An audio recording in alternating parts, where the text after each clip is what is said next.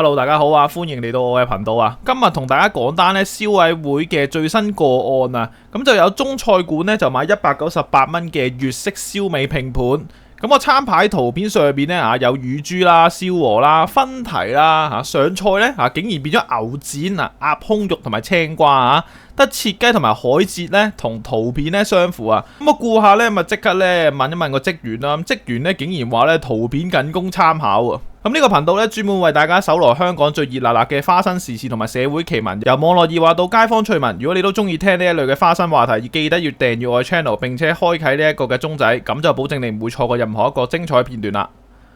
咁事緣有一位嘅顧客咧去到呢個中菜館啦，咁啊食飯啊。咁啊點咗呢一個標價198蚊嘅燒味拼盤，哇張相咧靚到不得了啦！頭先講過啦，有乳豬啦、燒鵝啦、分蹄、海蜇、切雞，咁5款嘅燒味咧排得咧靚靚仔仔、整整齊齊啊！咁望到嘅話咧都流口水啊！同埋如果呢個價錢咧食到5款嘢，其實都叫做相當划算嘅。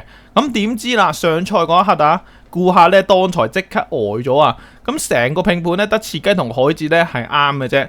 咁其餘嘅乳豬變咗做牛展啊，燒鵝咧變咗做咧鴨胸肉，分蹄咧變咗做青瓜。你話呢個轉變係咪咧離譜到爆啊？我知道咧圖片僅供參考呢句說話係用嚟咧應付一啲輕微嘅差異啊，例如你張相隻蝦大隻啲啦，實物咧細隻少少啊，或者呢張相咧碟菜咧擺得好睇啲啦，實物咧可能搭得咧冇咁工整。咁呢啲情況咧，你話參考我都仲可以接受啊。但係依家嘅問題係啲咩啊？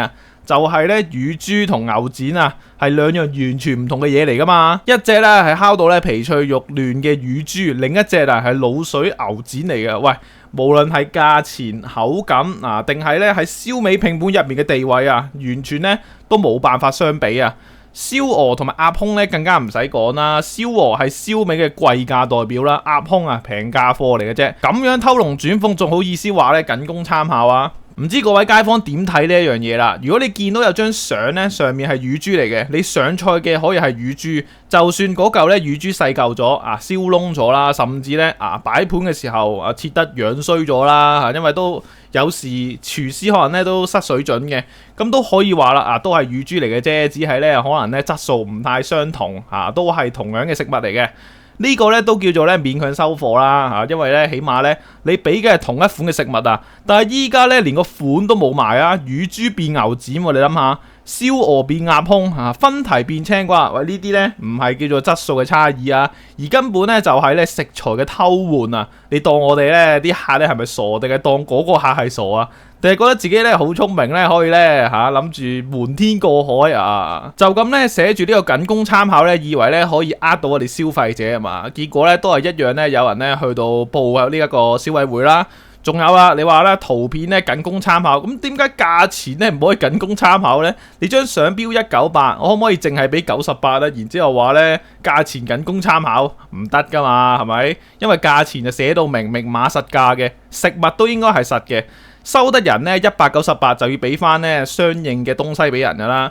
乳豬變牛展真係咧呢啲食材嘅成本咧爭幾遠根本咧就係心知肚明咁做咧根本都唔係咩參考，而係咧欺詐啦。所以咧就有顧客咧去到報呢個消委會，又話佢咧有問題。咁呢個咧其實都可以算做係違反商品說明條例嘅，因為真係爭太遠啦，完全都唔係嗰樣嘢嚟嘅。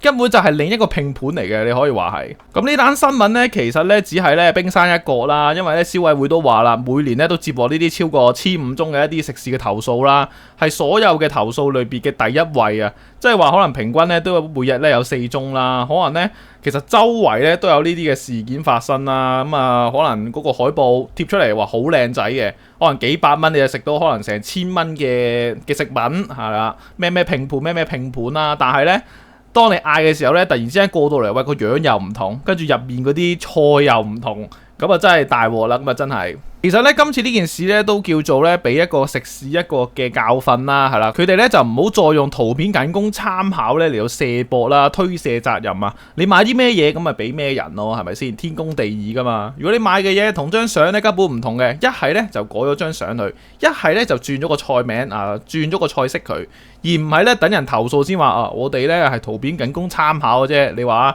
究竟咧你想搞死前線嗰個嘅服務員啦，定還是搞死其他嗰啲消費者呢？係啦，所以老細都係有一定問題噶啦。咁消費者咧出到嚟食飯咧，都唔係咧特登想咧揾你麻煩啊，都係想要到自己想要嘅嘢啫。最基本嘅誠信都做唔到啊，仲想咧人哋咧翻轉頭幫襯你。唔知各位街坊點樣睇呢單嘢啦？有冇試過咧食飯咧中伏呢啲僅供參考嘅一啲嘅個案呢？上咗菜之後啦，變到另一回事呢？原本張相應該係好靚嘅。歡迎咧留言同我哋傾下。如果中意呢條片嘅話咧，記得咧 like 同埋咧訂閱啊！感謝各位支持。